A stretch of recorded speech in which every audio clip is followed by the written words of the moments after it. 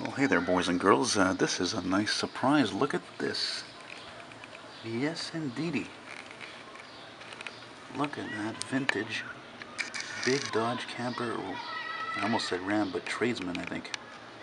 And I saw this thing a couple of times parked up the street, but I wasn't able to film it because my hands, were filled with envelopes to ship.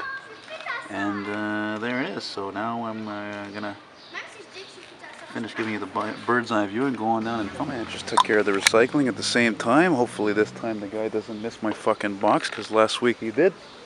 Maybe it was my fault. Maybe it's because I put it there where the trash usually goes, but actually in reality I should have put the box here. Garbage goes here, recycling goes there. Anyway, so, oh yeah, look, it's big time moving time in my neighborhood, you see? Yeah, big time moving. And I don't want to have to do that for a long time because it's a fucking pain in the ass. Now anyway, back to the Dodge. Boy, this is the first. I've been living here almost 3 years. It's going to be 3 years in August. And this is the first time I think there's a van parked in front of my place. No, it's the second time. Yeah, nice. I like, speaking of big vans. Anyway, this is really the first time that I film a nice oldie parked here on my street. Fucking busy street I live on though. Fucking shit. And she looks quite original, but I really don't like how people put these cheap hubcaps, these cheap Canadian Tire hubcaps, on these, what I consider like many to be classic vehicles, you know? I mean, look at that, beautiful, original, off-white with that kind of a copper type of color, you know? And I don't know, I would just leave, I wouldn't put any fucking hubcaps in the goddamn thing, that's for sure, you know?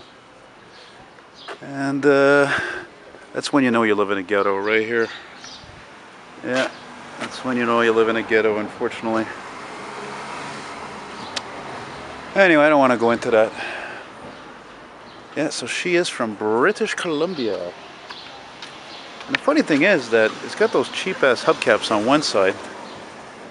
And yet, look at this. I got one of those. Those are Ford Econoline hubcaps. You know, and nice rig. Oh, there's that Beamer I like the red on that, even though the whole thing's fucking rusted out. And look at the windows on this thing. It's got a really weird kind of a yellow tint. It's strange. I've never seen that before.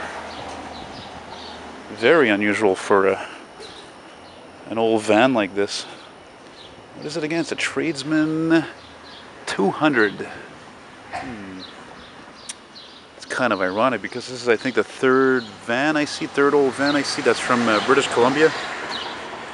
And it's pretty funny because, you know, me who dreams of living out west where the old vehicles, there's just so many of them due to the kinder climate and fucking Christ, man. I'm already annoyed doing a video. I hate when I have to do videos of things and there's constant fucking noise. That's one of the reasons why I prefer usually filming something that I see on the street, because it's usually quieter, but my fucking street, it's like constant fucking noise all the time, you know? Okay, a reprieve, good.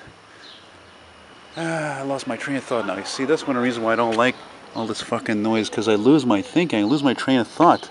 Oh my god, there's actually a whole bunch of cassettes there. Whoa, boy, it's like we're back in the 90s, eh, or 80s?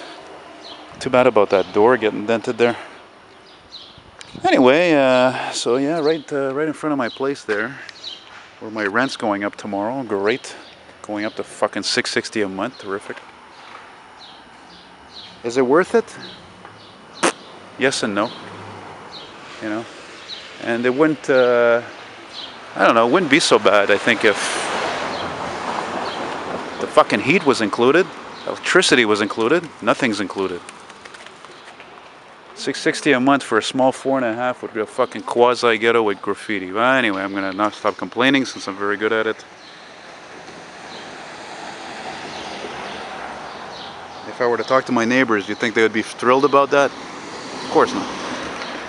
Hey man, I remember when I lived in Pierrefonds, right before I finished, in the West Island. Now for those of you who are Montrealers or know Montreal anyway, I had a big 4.5 or a bigger 4.5.